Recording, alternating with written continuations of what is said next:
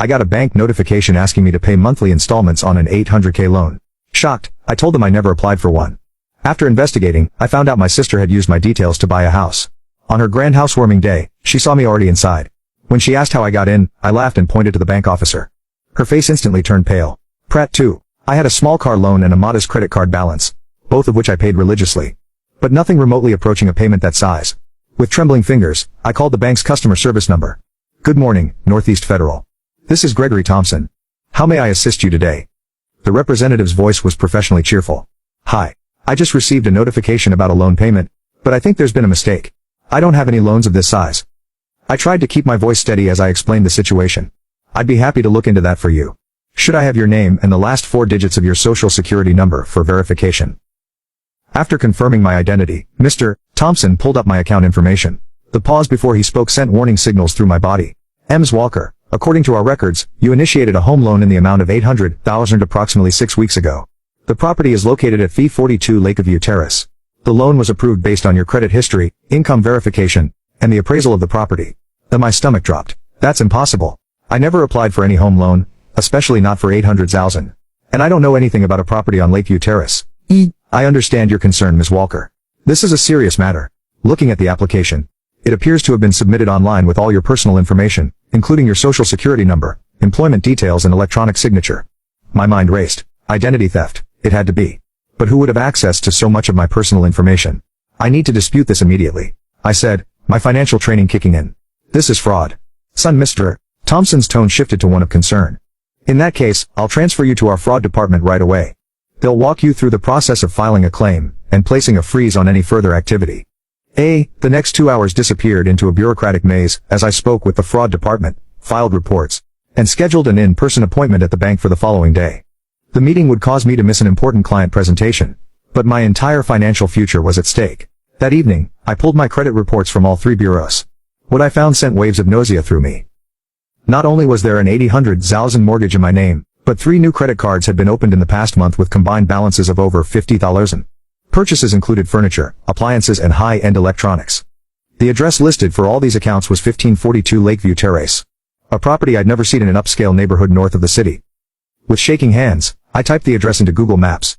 The street view showed a beautiful colonial-style home with a manicured lawn and circular driveway. I zoomed out to see the neighborhood and felt my chest tighten. This was Lakeside Heights, an exclusive community where homes started at $1 million. Rachel had mentioned this area repeatedly over the past year, sighing over real estate listings and dragging me to an open house there last summer. Someday, she'd said, gazing longingly at a similar colonial, I'll live in a house like this. A terrible suspicion formed in my mind. I called Rachel immediately, but the call went straight to voicemail. I sent a text, need to talk to you ASAP. It's important. No response. Next, I called my parents. Mom, has Rachel mentioned buying a new house recently? My mother hesitated just a fraction too long. Why do you ask, dear? Hey, Mom, please. This is important, she sighed. Well, yes. She and Brandon just bought a beautiful place in Lakeside Heights. They're very excited. They're having a housewarming party this Saturday. I thought you knew. Didn't you get the invitation? And my blood ran cold. What's the address? Let me check the invitation. 1542 Lakeview Terrace. Amanda, what's going on? She asked. You sound strange. I couldn't bring myself to explain the situation to my mother yet. Not until I had all the facts. I'll call you back, Mom. I need to check something. After hanging up, I searched my email and found the digital invitation from Rachel, sent 3 days ago and buried under work messages. The subject line read, Our Dream Home Housewarming, with an animated gif of champagne glasses clinking. I hadn't opened it, assuming it was just another of Rachel's extravagant parties. The invitation confirmed my worst fears. Rachel and Brandon were hosting a housewarming at 1542 Lakeview Terrace, the address on the fraudulent loan in my name. Sleep was impossible that night. I researched identity theft laws, penalties for mortgage fraud, and how to protect myself from further damage. The more I learned, the more devastated I became. This wasn't just about money. This was a betrayal so profound it made me physically ill. By morning, one question burned in my mind. How could my own sister do this to me? The meeting at Northeast Federal Bank the next day confirmed my worst suspicions. I sat across from Mr. Thompson and colleague from the Fraud Investigation Unit, Martha Reyes, as they spread documents across the conference table.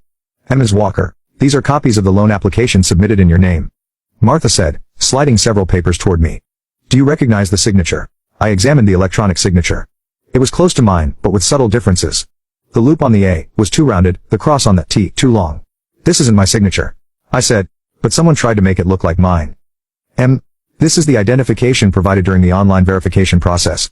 She continued, showing me a scan of my driver's license. My stomach lurched. It was indeed my license. The same one I'd reported missing 3 months ago after a dinner with Rachel.